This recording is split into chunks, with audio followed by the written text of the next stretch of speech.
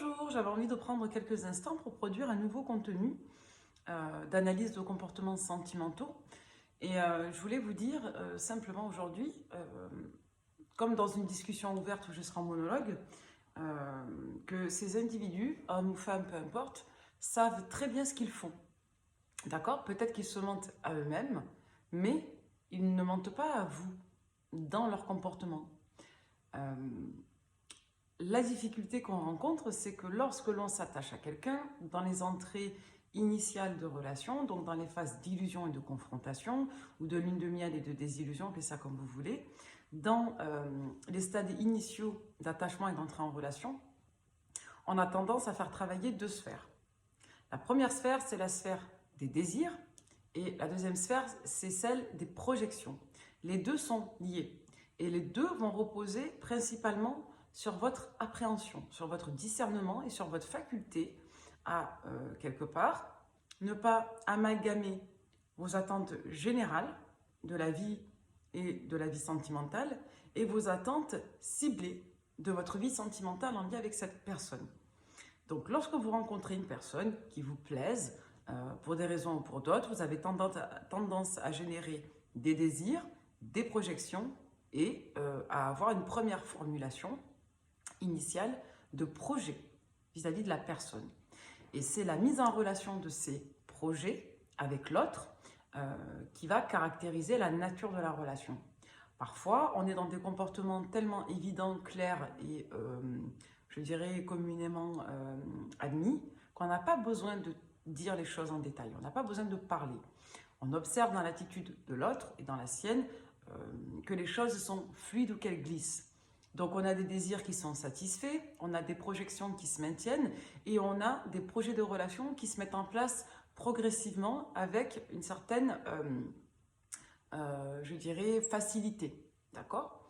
Dans les cas de figure où ce n'est pas le cas, et ce sont ces cas-là qui vont nous intéresser, souvent ce qui pose souci, comme je vous l'ai expliqué, c'est la définition de vos désirs et tout ce que vous allez mettre derrière vos projections. Et si vous voulez, plus vous allez faire travailler vos projections et moins vous allez utiliser la matière de la réalité, c'est-à-dire le constat factuel de ce qu'il se passe.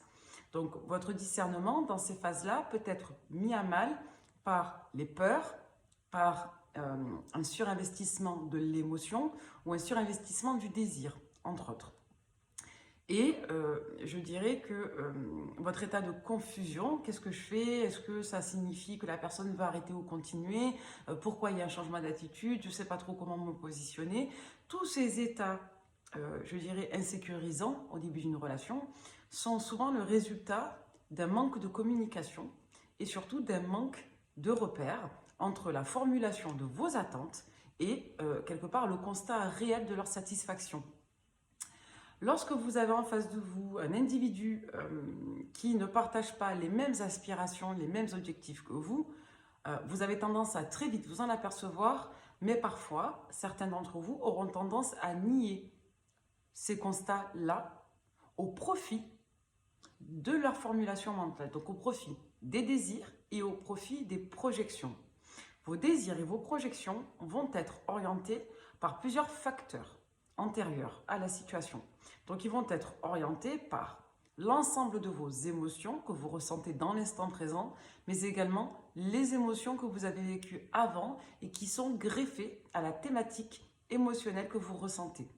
Par exemple, si vous rencontrez quelqu'un qui sort beaucoup, que vous avez été habitué à être avec une personne qui sortait beaucoup et qui vous mentait à chaque fois, vous aurez tendance, par exemple, à générer une émotion d'insécurité qui ne sera pas forcément en lien directement avec l'émotion que vous allez ressentir et la situation que vous allez vivre, mais plutôt régie par l'influence de l'ensemble des situations que vous avez vécues avant. Et parce que cette personne présente des similitudes avec un profil, je dirais, pathogène que vous avez connu avant, vous allez intrinsèquement associer des émotions qui vont être quelque part obsolètes. D'accord? Parce que le fait de tenir compte d'une expérience passée et d'en formuler un bilan, une ressource positive, c'est différent que d'être influencé par des émotions et développer des mécanismes ou des pensées anxieuses vis-à-vis de ces émotions-là qui n'ont pas été quelque part évacuées, traitées ou réorganisées dans l'esprit.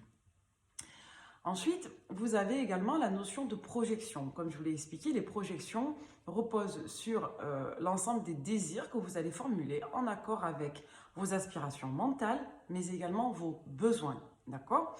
Donc, on va dire que les besoins, ça correspond davantage à une mise en pratique concrète de vos désirs et les projections, c'est davantage en lien avec la formulation plus conceptuelle de l'ensemble des désirs et des besoins que vous allez formuler pour l'avenir.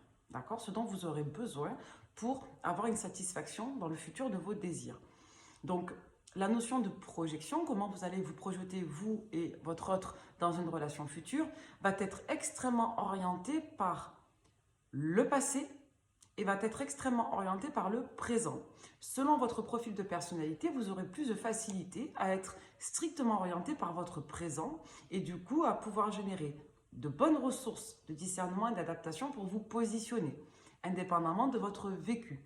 Parce que ce que vous aurez vécu avant n'aura pas été forcément pour vous une influence encore active, mais plutôt une ressource que vous avez su retranscrire, par exemple en discernement plus aguerri, en expérience d'identification. Par exemple, aujourd'hui, vous savez reconnaître certains types de profils, mais pour autant, vous ne maintenez pas de pensée automatique anxieuse et vous ne maintenez pas de lien un petit peu paradoxal entre les schémas anciens et potentiellement les schémas futurs. J'explique souvent en consultation que lorsque l'on produit un deuil sentimental, à mon sens, il y a deux types de deuil. Il y a le deuil affectif strict en lien avec les sentiments, d'accord? Et puis, il y a les deuils plus psychologiques. Le deuil psychologique, c'est celui qui va nécessiter, à mon sens, le plus de travail personnel et qui va être le plus compliqué à appréhender et le plus long à évacuer, pour la simple et bonne raison que lorsque vous vous remettez d'une situation sentimentale traumatique, c'est-à-dire qui va nécessiter quelque part un dégagement traumatique. Je ne parle pas des relations qui sont évacuées avec une certaine fluidité, je parle vraiment de la blessure, donc de la blessure traumatique affective. Quand vous avez du mal à oublier une personne, le deuil psychologique il va être très compliqué à effectuer pour la simple et bonne raison que quelque part il va vous demander de sortir, je dirais, des blessures de l'esprit. D'accord? Donc le deuil, vous le savez, ça passe par plusieurs phases, de colère, de tristesse, d'acceptation, de marchandage, etc. Le deuil psychologique, il est plus pernicieux parce que il va reposer sur votre faculté à redéfinir des mécanismes d'adaptation pérennes, positifs, et des mécanismes de défense qui seront, eux, désactivés de la charge émotionnelle négative. Donc, on sort d'un deuil psychologique lorsque l'on arrive à sortir du rapport de défense. C'est-à-dire qu'on change sa focale de regard, donc son point de vue, vis-à-vis du passé. Je vais vous donner un exemple. Si vous vous mettez en tête que vous êtes prêt, prête à aimer et que l'objectif pour vous, c'est de ne plus retomber sur ce que vous avez connu avant, vous êtes encore dans un deuil psychologique qui n'est pas entériné. Si vous arrivez à aborder l'avenir uniquement pour ses champs de potentiel et pour ce qu'il sera, vous êtes dans des deuils psychologiques entérinés. Ce qui signifie que d'un point de vue de votre fonctionnement cognitif, donc conscient et inconscient, vous aurez à cœur de vous réouvrir vers l'avenir et de ne plus forcément vous inscrire inconsciemment, du coup, dans une suite logique d'expériences négatives. Ça, c'est très important de l'avoir à l'esprit. Si vous êtes encore dans la continuité de vos schémas négatifs dans votre esprit, c'est-à-dire que vous sortez des schémas négatifs, que vous mettez en tête que vous ne voulez plus revivre ça, vous n'avez pas encore un deuil psychologique aguerri. Si vous êtes dans un état d'esprit où vous vous dites que l'avenir, admettons, vous réserve le meilleur et que ce que vous avez vécu, c'est en lien, admettons, avec voilà, une période de votre vie, de la ressource, que vous avez appris, etc., que vous ne focalisez plus vos points de sélection et vos critères sentimentaux sur les expériences négatives, là, vous êtes sorti du deuil. Comment vous expliquer ça autrement? Quand vous rencontrez une personne et que vous vous focalisez sur des besoins symboliques, c'est en lien avec une carence d'identification de vos besoins physiques. C'est-à-dire que souvent, je demande en entretien, qu'est-ce que vous attendez d'un partenaire amoureux dans le cadre d'une relation? Et je pose souvent la question de manière neutre pour voir ce que la personne va mettre en avant, pour savoir ce qui est à travailler. Et là, souvent, j'attends d'un partenaire ou d'une partenaire qu'elle soit fidèle, qu'elle m'aime. J'attends de l'autre qu'il puisse Par exemple, me parler. La difficulté, c'est que lorsque vous projetez des besoins non étayés et des besoins conceptuels, vous n'êtes pas dans l'identification de vos besoins physiques. Et du coup, vous êtes beaucoup moins alerte sur ce qu'on appelle les red flags et vous êtes moins alerte sur la notion de non-respect de vos besoins. Comment pouvez-vous, quelque part, vous révolter d'un comportement si vous n'identifiez pas ce comportement? Comment pouvez-vous attendre quelque chose de quelqu'un si vous ne savez pas ce que vous attendez? Vous savez, plus vous allez formuler de besoins précis, et plus vous serez précis quant à ce que vous allez rechercher et quant à ce que vous allez quelque part rejeter. Si une personne derrière son téléphone, parce que ça c'est le grand mal du siècle, le 5D, les relations virtuelles, si une personne derrière son téléphone vous dit en permanence qu'elle vous trouve formidable, qu'elle est attachée à vous, qu'elle vous aime, même sans vous dire qu'elle vous aime, si il y a une personne derrière le téléphone qui adore vous parler de ce qu'elle ressent, de ce qu'elle a vécu, qu'elle crée une intimité avec vous, qu'elle vous dit que c'est spécial entre vous, quelque part elle vous montre une certaine forme d'attachement et de loyauté, comment voulez-vous développer une ressource de révolte qui puisse vous permettre de dire stop dans la mesure où vos besoins se résument à cette forme de loyauté et à cette forme d'investissement sentimental?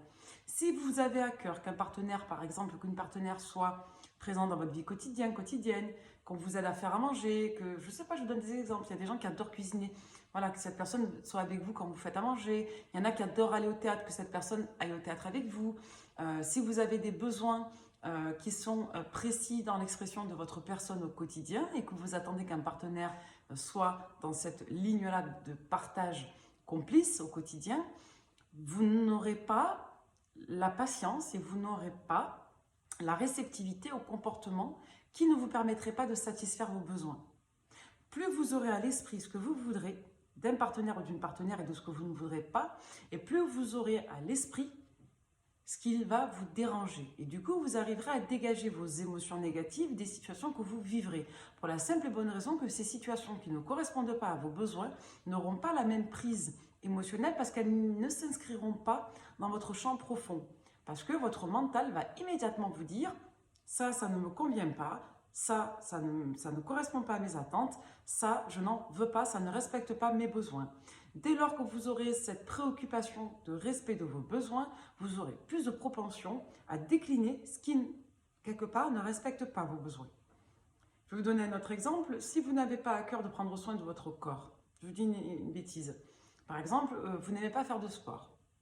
Si vous ne faites jamais de sport, comment voulez-vous savoir réellement quelle activité vous conviendrait en termes de routine et de rythme si vous ne pratiquez pas de sport?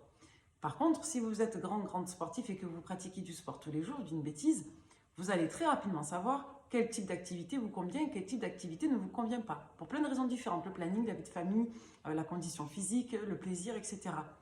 Plus on apprend à faire quelque chose et plus on apprend à le faire. C'est en forgeant qu'on devient forgeron. Plus vous allez vous mettre à l'esprit qu'une personne doit respecter vos désirs et vos besoins, et plus vous vous retrouverez dans des situations où vous ne supporterez pas qu'une personne ne respecte pas vos désirs et vos besoins. Je vous disais au début, ces gens-là savent très bien ce qu'ils font.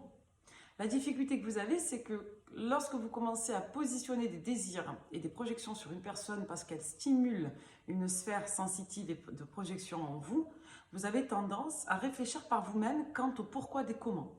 Selon moi, la personne se comporte comme ça parce qu'il paraît plus logique qu'elle fasse ça à cause de ça.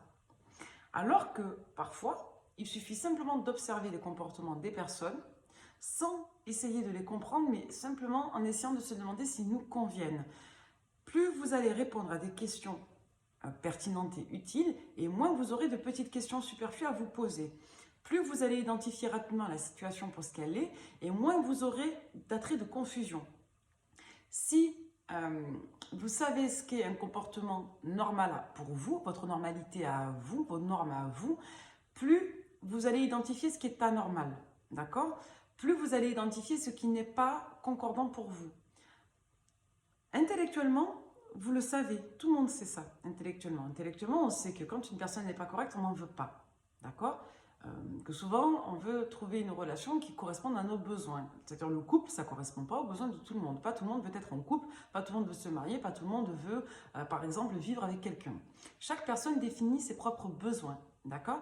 La problématique, c'est qu'encore une fois, il y en a beaucoup des problématiques là-dedans, c'est que chaque personne tient compte de ses propres représentations pour identifier les besoins des autres lorsqu'ils ne sont pas clairs.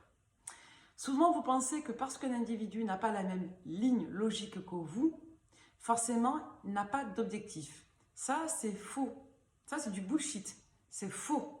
Une personne, lorsqu'elle ne vous donne pas de nouvelles, elle sait très bien ce qu'elle fait.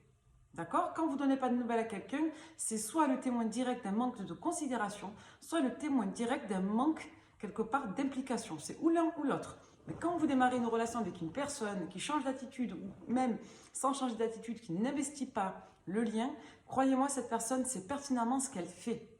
Si vous observez une personne qui vous parle tout le temps de son passé et qui ne prend pas le temps de développer des projets avec vous, c'est une personne qui n'est pas disponible émotionnellement. C'est une personne qui n'a pas réglé ses scénarios passés. C'est très simple à comprendre. Ne confondez pas l'intensité émotionnelle qu'une personne porte, c'est-à-dire la charge d'émotions qu'elle va vouloir vous donner, avec le projet de relation qu'elle souhaite vous donner. Ce sont des choses différentes. Souvent, les individus viennent se servir émotionnellement de vous pour se nourrir et pour nourrir les éléments dont ils ont besoin en termes d'entretien. Donc, il y a des personnes qui ont besoin de se décharger de leur sphère passive au contact de l'autre pour retirer de l'affection, de l'attention et pour retirer du soutien. D'accord? Et pour recréer une bulle intime parce qu'à l'intérieur d'eux-mêmes, ils n'arrivent pas à retrouver de la sécurité seuls. Donc, il y a ces cas de figure-là. Vous avez d'autres cas de figure où il y a des personnes qui viennent nourrir des besoins affectifs transitifs, donc passionnels. Donc, ça peut être romantique, ça peut être alchimique, ça peut être amical, ça peut être sexuel. La sphère passionnelle englobe la sphère de projection et de réaction aux stimuli. Ce qui signifie que vous pouvez être dans une passion romantique, amicale, comme vous pouvez être dans une passion destructrice, sexuelle, charnelle. Ça dépend des profils de personnalité. Ce qui va caractériser la passion, c'est un état émotionnel transitif qui repose sur des stimulations et des projections mentales. D'accord? Ce n'est pas un état sentimental, donc un ensemble d'émotions qui soit installé. C'est un état transitif. C'est la raison pour laquelle, lorsqu'une personne sort de la passion et qu'elle vous pose des cadres de réfraction, ça peut être extrêmement violent à vivre. On a l'impression qu'on passe de tout à rien. D'accord? Parce que la personne sort de l'état de projection et de stimulation et elle va entrer dans une phase de rigidification, c'est-à-dire qu'elle va se mettre en posture parce qu'elle n'arrivera pas à être dans la permanence de la considération de votre personne et de vos sentiments, de vos besoins à vous. Ce qui veut dire que la personne va se retirer du lien affectif, du lien stimulant pour se concentrer uniquement sur sa propre sphère individuelle émotionnelle. Et ça peut être extrêmement douloureux à vivre. Donc, ce qu'il va falloir observer pour comprendre ce qu'une personne a à vous proposer et moins souffrir de vos projections ou de vos désirs, ça va être le comportement factuel. Et pour observer un comportement, il va falloir le mettre en comparaison, en différentiel avec vos besoins. Si vous observez le comportement d'une personne intellectuellement, que vous arrivez à en formuler une idée, mais que vous ne pouvez pas résister à l'appel de la personne, c'est en lien avec le maintien et la connexion de vos désirs et de vos émotions. C'est obsolète. Ça signifie que vous avez une connexion émotionnelle en lien avec votre passé, au moment où vous avez rencontré la personne, qui va greffer un ensemble, soit de souvenirs passés non évacués, qui touchent les mêmes émotions et qui les lient. Du coup, les émotions se lient entre elles par la thématique et par les souvenirs. Ou alors, ça va être en lien avec la formulation d'intentions, de projets, de désirs, qui ne vont pas être en adéquation avec ce que la personne est capable de satisfaire. Donc souvent, lorsque vous formulez des désirs non satisfaisables, vous entrez dans un schéma d'autocompensation où vous allez faire travailler votre esprit pour pouvoir, quelque part, négocier et marchander cette réalité qui ne vous permet pas d'accepter ou d'admettre que votre autre n'est pas en mesure de respecter vos besoins. Je sais que lorsque l'on ressent de la souffrance, c'est très compliqué de mettre les idées au clair. Donc le but, ce n'est pas de vous forcer à aller mieux, ce n'est pas de vous forcer à oublier quelqu'un, vous ne pourrez pas. Pareillement, vous donner des conseils comportementaux isolés, ça ne servira strictement à rien. L'objectif, c'est de travailler votre état d'esprit et de faire un petit peu le distinguo entre ce que vous ressentez dans le présent, ce que vous avez ressenti dans le passé, que ce soit en lien avec la personne ou avec un autre ensemble de situations, par exemple les émotions négatives, les souvenirs négatifs, les traumas ou les situations douloureuses, les échecs entre autres, tout ce qui est de l'ordre du passé, tout ce qui est de l'ordre du présent et tout ce qui sera de l'ordre du futur. Et pour faire la paix entre les trois sphères, il va falloir positionner les bonnes émotions au bon endroit, formuler les bons désirs en fonction des bonnes situations et quelque part produire de nouvelles projections qui soient en lien uniquement avec le présent et l'objet quelque part de l'investissement émotionnel.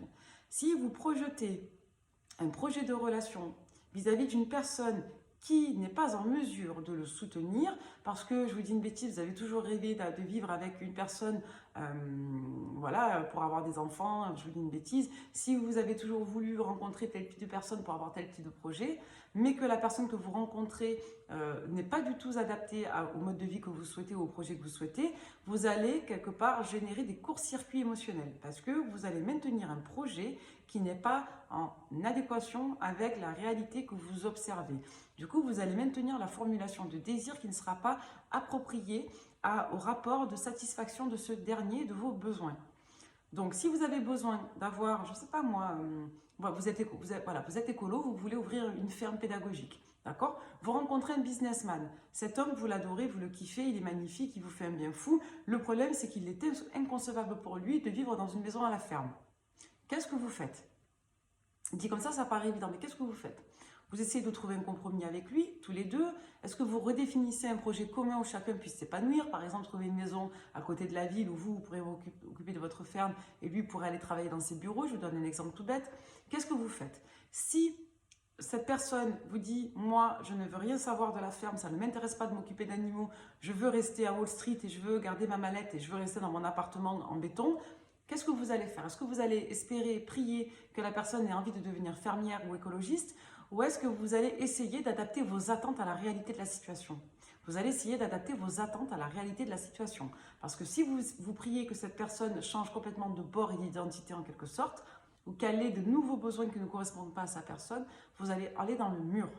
Au mieux, ce que vous pourrez faire, c'est essayer d'ouvrir cette personne à votre propre identité, à vos propres centres d'intérêt, et vous pourrez être dans, on va dire, plus ou moins dans une optique de partage en fonction de la réceptivité de l'autre et de la vôtre. Donc tout peut quelque part se négocier ou tout peut quelque part se discuter en amour, bien entendu. C'est du cas par cas et ça dépend des personnes. Vous pourrez très bien avoir un homme d'affaires qui décide de tout plaquer par amour pour sa compagne. Je vous donne des exemples bateaux, ça ne veut rien dire. Mais pour autant, si, je ne sais pas moi, vous venez d'accoucher, vous avez un petit garçon, vous priez pour que votre petit garçon devienne une fille, il y a un petit souci dans la formulation des désirs parce que votre projection à vous, c'était toujours d'avoir une fille. Là, on est sur quelque chose qui vous bloque.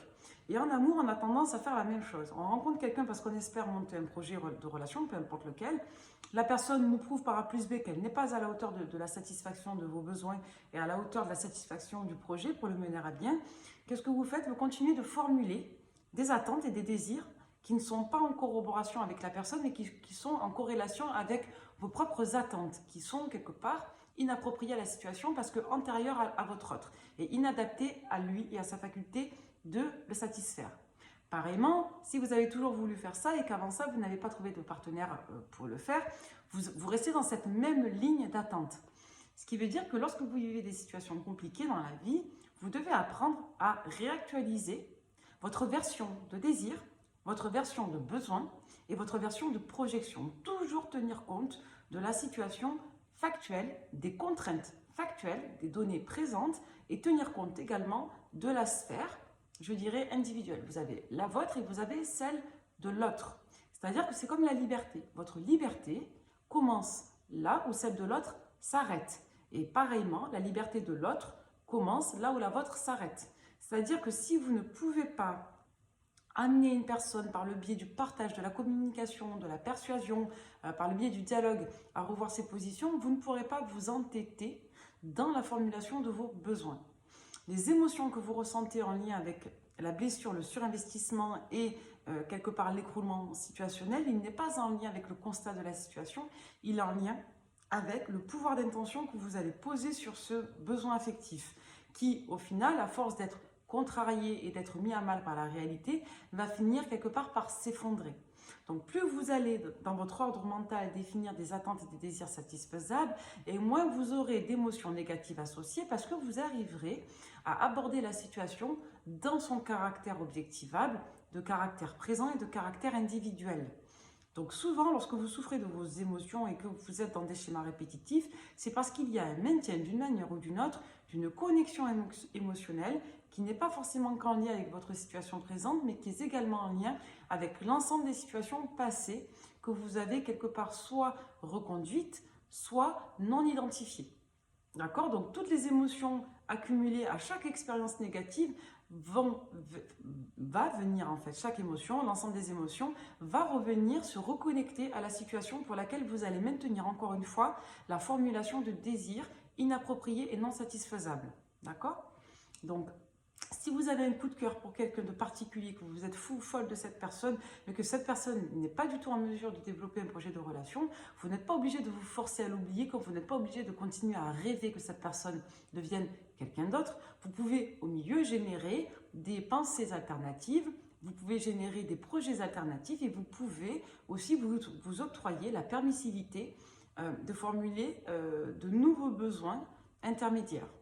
Par exemple, je suis fou folle de cette personne, je sais qu'il ne veut pas se caser parce qu'il est déjà marié, je dis une bêtise, ou parce que est polyamour et que ça ne colle pas à nos valeurs, etc. Et ça ne changera pas pour l'instant. Aujourd'hui, je dis bien aujourd'hui, qu'est-ce que vous pouvez faire aujourd'hui pour moins souffrir de la situation sans vous forcer à faire quelque chose que vous n'êtes pas en mesure de faire, c'est-à-dire l'oublier, vous n'y arriverez pas, vous allez vous mettre en échec, ou alors tout simplement souffrir encore une fois de ce rêve que vous avez vis-à-vis de cette personne, à être en couple coûte que coûte. Vous pouvez essayer de faire le point entre ce que vous êtes capable d'accepter, de refuser, et sur quel type de besoin vous pourriez en quelque sorte, je dirais, négocier. Par exemple, si vous avez besoin d'une personne qui soit avec vous tous les jours, vous pourrez vous mettre d'accord avec votre hôte, je dis une bêtise, de vous voir 2 fois par semaine. Vous pourrez vous mettre avec votre hôte, je ne sais pas, de partager des bons moments et de voir par la suite comment ça pourrait évoluer. Mais si vous vous mettez en tête que vous partagez des bons moments pour que ça évolue, vous allez encore une fois générer une profonde frustration. On peut être permissif et être dans le marchandage, non pas parce qu'on veut avoir plus de garanties pour l'avenir, mais parce qu'on veut plus de bénéfices pour le présent. Ça, c'est un état d'esprit à avoir. Tout ce que vous le faites pour vous dans le présent. D'accord ? Quitte à ce que ce soit éventuellement positif pour l'avenir, si vous vous mettez en tête que l'ensemble de vos comportements sont faits dans une optique de réponse dans le futur, vous allez forcément générer des situations où vous allez souffrir parce que vous ne voulez pas adapter la formulation de vos désirs, vous adaptez simplement votre comportement. Et ça, et vos valeurs et vos besoins. Donc ça, c'est extrêmement dangereux parce que quelque part, avec le temps, vous allez finir par ne plus vous reconnaître et à risquer de perdre une part de votre identité et avoir eu le sentiment d'avoir été soit abusé, soit profondément lésé. Et là, boum, on repart dans des schémas répétitifs des anciennes relations. Donc, pour être heureux en amour, apprenez à formuler des désirs réalisables, satisfaisables, entendables, adaptés au présent. Je dis bien au présent.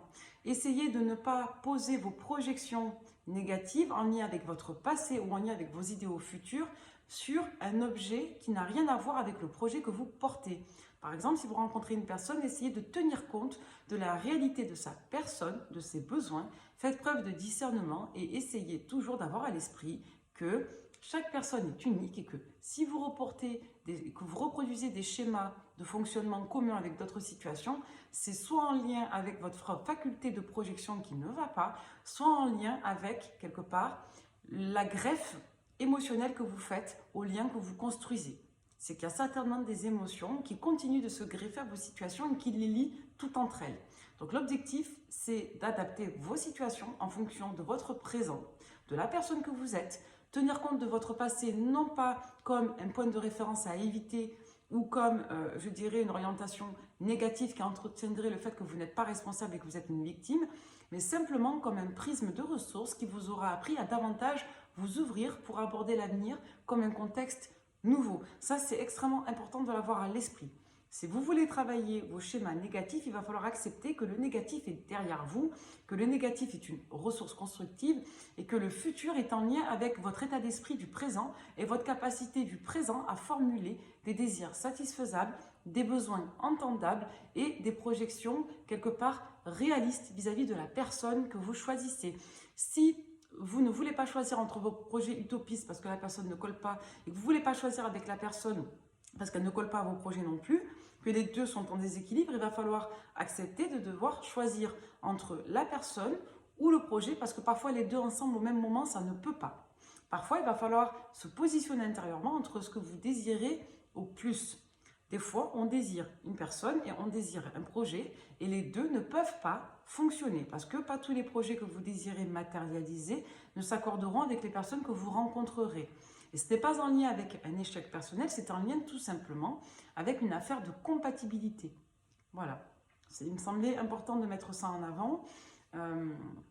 N'oubliez pas qu'elles savent ce qu'elles font, ces personnes. Si quelqu'un ne vous donne pas de nouvelles, ce n'est pas parce qu'il est malade ou parce que ci ou parce que ça, c'est parce qu'il décide de ne pas vous en donner. Soit par manque de considération, soit par manque d'implication. Dans tous les cas, n'essayez pas, s'il vous plaît, de construire des réflexions, donc quelque part de vous réinterpréter la réalité de l'autre, parce qu'il y a un manque de ressources et qu'il y a un manque de satisfaction. Essayez tout simplement de formuler le constat par rapport à vous. Cette personne se comporte de cette manière, ça ne me convient pas. Quel besoin j'ai? Quel désir j'ai? Qu'est-ce que je peux accepter ou refuser? Plutôt que de repartir dans l'esprit de l'autre et de vous dire, il ne fait pas ça parce qu'il est comme ça, elle fait ça parce qu'elle est comme ça, si je fais ça, elle va faire ça, si je me comporte de cette manière, ça va donner ça. S'il vous plaît, sortez des schémas négatifs toxiques et essayez vraiment de toujours vous mettre au centre de vos préoccupations. Une personne se comporte de telle manière, certainement en termes de discernement qu'elle doit avoir cette excuse-là, vous formulez une opinion et basta. Vous allez vous concentrer maintenant sur qu'est-ce que vous faites de cette opinion et qu'est-ce que vous faites de cette situation. Mes envies, mes désirs, mes besoins, mes projections, mes attentes. Qu'est-ce que je fais de ce cadre? Est-ce que j'adapte? Est-ce que j'adapte pas? Est-ce que j'accepte? Est-ce que je renonce? Quel compromis je peux trouver entre mes désirs et l'autre? Essayez vraiment d'être dans un abord responsable. Je parlais dans une autre vidéo du parent rationnel de l'enfant émotionnel. J'ai vu que ça a été repris sur Internet par d'autres personnes, et tant mieux, c'est bien. Mais n'oubliez pas, il y a vraiment un enjeu sur vous de discernement. Le discernement ne repose pas uniquement sur la présence physique et sur le verbe exprimé par l'autre. Votre discernement repose sur votre capacité à faire les liens entre les situations, les personnes et, je dirais, les valeurs qui vous impactent vis-à-vis de cet ensemble de comportements oraux, verbaux, physiques. Et même, je dirais, les absences. L'absence d'une personne parle. Le silence d'une personne parle. C'est toujours la manifestation, le témoin direct d'un manque de considération ou d'un manque d'implication. D'accord? Une personne qui tient à vous fera en sorte de vous rassurer, indépendamment de son caractère, de sa situation, de son contexte. Croyez-moi, une personne qui tient à vous et qui veut un projet de relation avec vous, et je dis bien qui veut un projet de relation, fera en sorte de vous protéger. On peut tenir à une personne et ne pas vouloir être en couple. Ça, c'est une réalité pour plein de raisons différentes. Les peurs, les blocages, les mécanismes, tout ce que vous voulez. Parfois, on aime, mais on ne veut pas de couple. Et c'est comme ça. On en a parlé dans une autre vidéo. On peut quelque part être attaché à une personne sans désirer partager de projets communs dans la matière, sans décider de s'engager. Ça, c'est réel. Donc, nous, ce qui va nous intéresser ici, c'est de savoir qu'est-ce qu'une personne a à vous proposer. Parce que si vous voulez entretenir les liens émotionnels d'une personne qui n'a rien à vous proposer, vous allez rentrer dans des schémas dévotionnels. D'accord? Vous allez rentrer dans le schéma de la faille narcissique face à un profil qui aura une tendance narcissique plus marquée. D'accord? Donc, faites très attention à ça. Ce n'est pas parce qu'une personne vous parle de ce qu'elle ressent, qu'elle vous aime et qu'elle veut construire avec vous. Ce n'est pas parce qu'une personne ressent quelque chose de spécial pour vous qu'elle sera prête à construire avec vous. Ce n'est pas parce qu'une personne a besoin d'affection que ça signifie qu'elle est apte à en donner. S'il vous plaît, faites preuve de discernement. Fiez-vous au comportement, fiez-vous à la logique de comportement entre le verbe et l'action. C'est très important. Voilà, apprenez à être votre propre coach. Devenez responsable de vous. Demandez-vous toujours qu'est-ce que vous voulez, est-ce que c'est respecté, qu'est-ce que vous désirez, quelles sont vos limites, vos valeurs, vos normes. Posez-vous des questions. Plus vous allez identifier les choses dans votre esprit et moins, je dirais, la réalité n'aura de secret pour vous. Voilà, merci beaucoup.